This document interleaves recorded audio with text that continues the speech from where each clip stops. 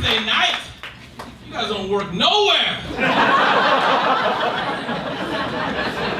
This has been like the best audience I've seen all across Canada. I love this right here. And I travel a lot, and it's hard because I'm a father. I have a son. And he taught me one of the greatest lessons I ever learned. See, this morning when I was catching my flight, I was walking down the hallway with him, and he looks up at me and he says, "Hey, Daddy, who is your bestest best friend?" I was like, damn, that's a deep question. You ever think about that? You ever think about who your bestest best friend is? I don't know who my bestest best friend is. Who's your bestest best friend? And he looks up at me and says, "Me and you, Daddy." Oh. It's like, son, you're not even in my top 5. You're a terrible friend. Listen, if a toddler is your best friend, you're weird. That's exactly what that is. Don't judge me. I'm a good father. I took him to Chuck E. Cheese, you know? And then I got kicked out. It's not my fault. Let me explain. Like, Chuck E. Cheese serves alcohol. Like, you can't do that. Like, Chuck E. Cheese serves pints of beer. And after 6 pints of beer, Chuck E. Cheese looks exactly like a nightclub.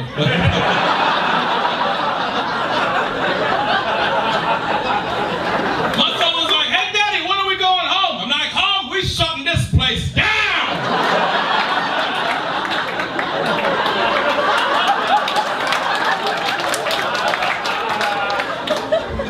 And then I started taking the coupons and making it rain on the other kids. Like,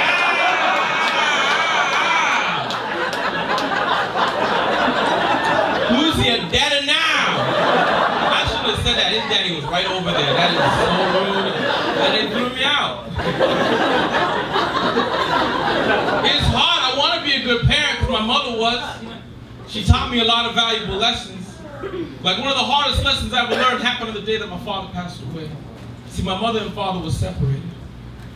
And when he was passing away, I was in the hospital with him, with his new wife and my half-sisters and the doctors and nurses all around. And when he passed, I picked up the phone and I called my mother and I was like, "Mommy, Daddy's gone."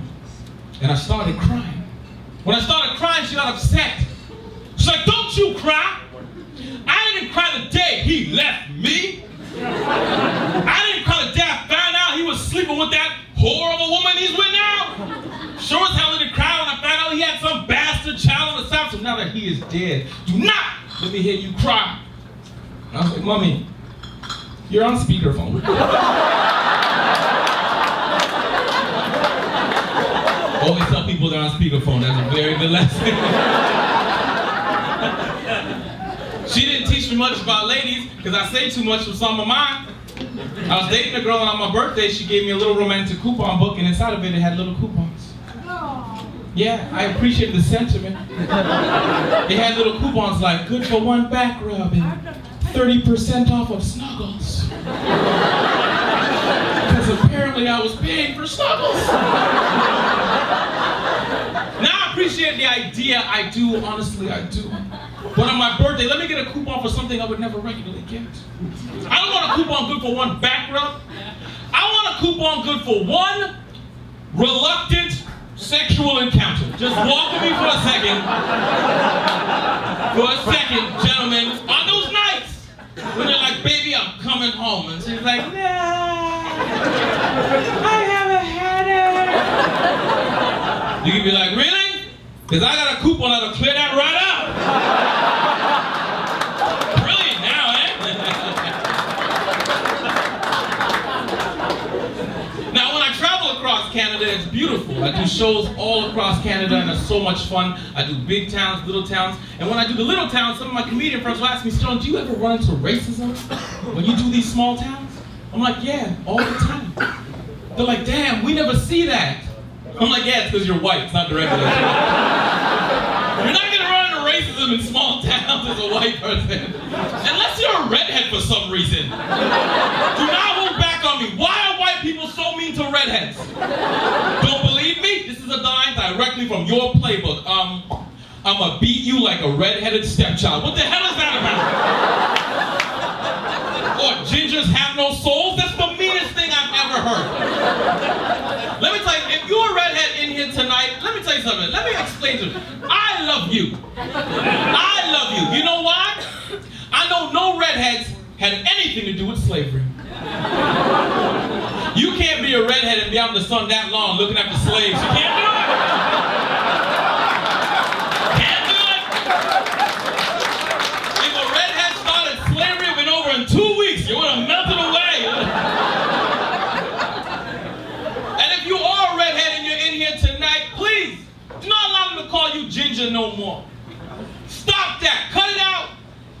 And let me explain why. You see, if you take that word ginger and you rearrange the letters, you'll find out how closely me and you are related.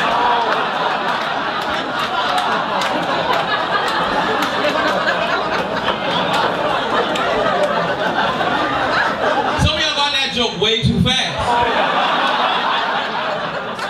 But you know what the best part is? Look at all the stupid people that are not laughing. They're like, what did he do? I came here for a comedy show, not Sudoku.